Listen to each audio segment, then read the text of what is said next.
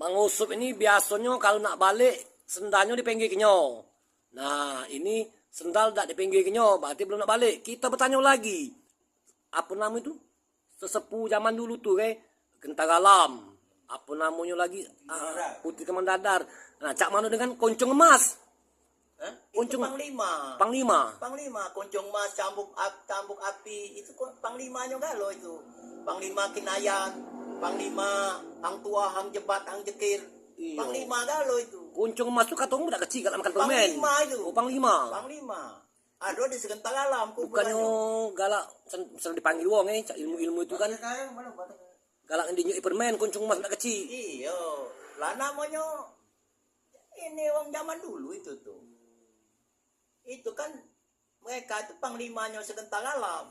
Nah, kerajaan Sriwijaya ini ada namanya kerajaan Suwarnadwipa. Sudah Suwarnadwipa baru Sriwijaya, sudah Sriwijaya baru Sultan. Baru Islam masuk.